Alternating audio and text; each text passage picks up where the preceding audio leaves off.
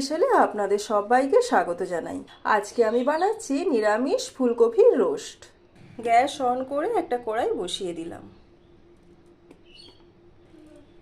গরম হয়ে যাওয়া তেলের ওপর আমি দিয়ে দিচ্ছি আগের থেকে নুন হলুদ দিয়ে ভাপিয়ে রাখা ফুলকপি। এগুলো আমি ভেজে নেব। ফুলকপি রোস্ট বানানোর জন্য আমি নিয়েছি আদা, কাঁচা লঙ্কা, চারমগজ, কিশমিশ, কাজু বাদাম, টমেটো, গোটা গরম মশলা, তেজপাতা, শুকনো লঙ্কা, জিরে ফোড়নের জন্য, আর লবণ, হলুদ গুঁড়ো আর লঙ্কার গুঁড়ো। গ্যাসের আঁচ কমিয়ে আমি ফুলকপিগুলো আস্তে আস্তে ভেজে নিচ্ছি। তো ফুলকপি ভাজা হোক, ততক্ষণে আমি আদা, কাঁচা লঙ্কা, চারমগজ, কাজু, কিশমিশ, টমেটো এগুলোর একটা পেস্ট বানিয়ে আমি এগুলো শিলে বেটে নিচ্ছি। আপনারা চাইলে মিক্সার গ্রাইন্ডারও পেস্ট করতে পারেন। মশলাগুলো আমি বেটে নিলাম। ফুলকপিগুলো আমার ভাজা হয়ে গেছে, এবার আমি গ্যাস থেকে নামিয়ে নেব। ওই কড়াইয়ের মধ্যেই কিছুটা তেল দিয়ে দিচ্ছি এই মশলাগুলো।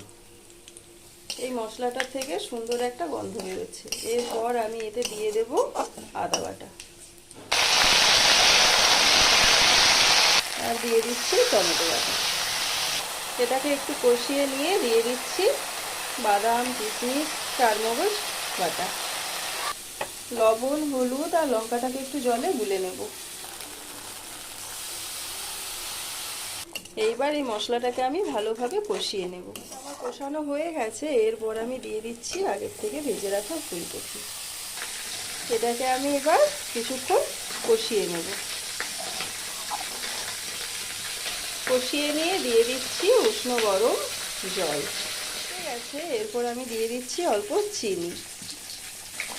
এইবার আমি গ্যাসের আঁচ কমিয়ে 5 মিনিটের জন্য ঢেকে দেবো। পর ঢাকাটা খুলে দিয়ে আমি দিয়ে দিচ্ছি অল্প ঘি।